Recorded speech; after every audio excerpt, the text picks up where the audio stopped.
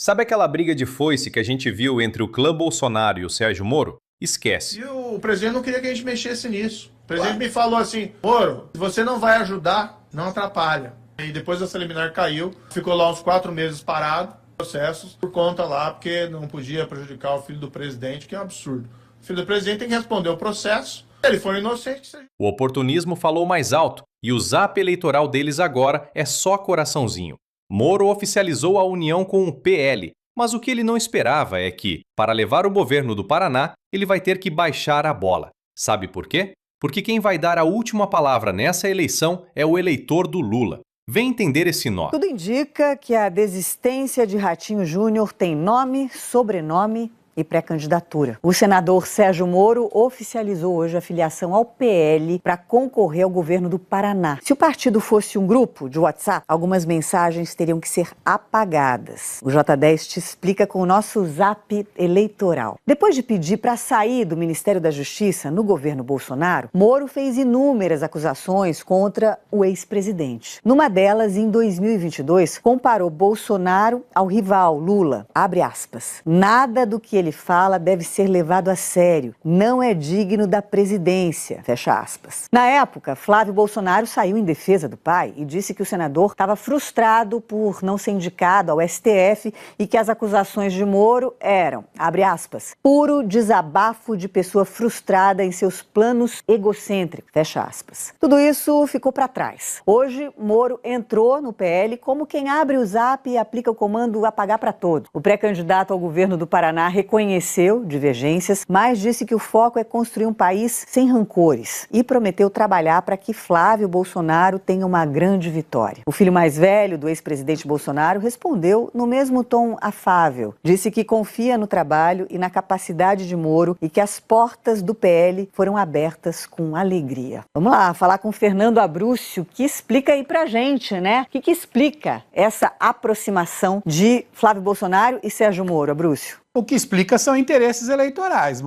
Mas eu acho que é bom dizer que, olhando toda a história do Moro, a história recente do Moro, claramente ele está ideologicamente mais próximo do bolsonarismo do que do centro. Num certo momento da sua carreira, ele se colocou como alguém que seria mais centrista, alguém que seria mais contrário à classe política ou antissistêmico. Mas, no fundo, as ideias de Moro são as ideias mais próximas de Bolsonaro do que do PSD, por exemplo. Mais do que isso, ele, na verdade, se colocou como alguém que é seguidor dos Bolsonaro. Ele está seguindo os Bolsonaro, mesmo com todos os problemas que teve no governo. E é o interesse eleitoral. Ele percebe que essa aliança com Flávio Bolsonaro pode permitir a vitória no Paraná. E Flávio Bolsonaro, é bom que se diga, colocou ali Moro no PL para minar a candidatura de Ratinho Júnior e conseguiu. Essa é a verdade. Claro, será uma eleição muito difícil no Paraná, porque na hora em que Ratinho Júnior decidiu não concorra a presidente e vou continuar no governo do estado, e ele é um dos governadores, um dos 3 governadores mais bem avaliados no país, ele vai correr o estado todo e vai pelo menos levar a eleição para o segundo turno. E uma eleição para o segundo turno entre Moro e o candidato Ratinho será decidida por quem, Mônica? Pelo PT. Essa é a diversão da história, porque o PT deve ter algo entre 25% a 30% dos votos no estado do Paraná, na sua aliança com Requião Júnior, e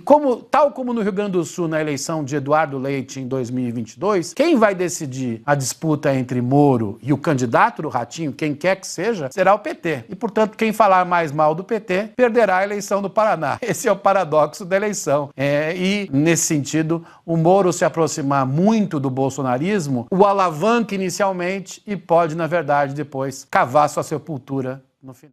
Olha, a política brasileira não é para amadores, mas essa última do Sérgio Moro beira o ridículo. Lembra quando ele disse que o Bolsonaro não era digno da presidência? Ou quando o Flávio Bolsonaro chamou o Moro de egocêntrico e frustrado? Pois é, bastou o cheiro do poder no Paraná aparecer para eles darem um apagar para todos no histórico de ofensas. O que o analista Fernando Abrúcio pontuou é a mais pura verdade. O Moro nunca foi centro. Essa fachada de paladino da justiça antissistema caiu faz tempo. Ele é o braço ideológico do bolsonarismo, mas um braço que só se mexe quando convém. Ele se filia ao PL do Valdemar Costa Neto, sim, o mesmo partido que ele atacava no passado, para tentar minar o Ratinho Júnior. É a política da conveniência pura, sem um pingo de coerência ética. Mas aqui vem o ponto que me faz sorrir. A matemática eleitoral. O Moro acha que colar no Flávio Bolsonaro é o passaporte para o Palácio Iguaçu. Só que o Paraná não é um bloco monolítico da direita.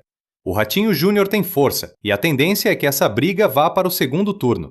E aí, meus amigos, o jogo vira. A ironia histórica é deliciosa.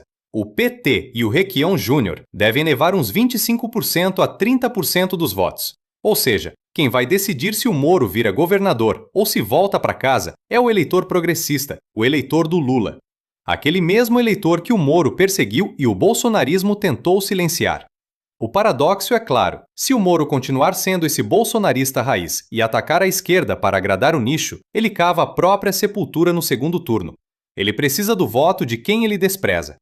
No fim das contas, a arrogância do Moro pode bater de frente com a realidade. Ele pode até ganhar o love do Flávio, mas sem o respeito da base popular paranaense, ele não ganha a eleição.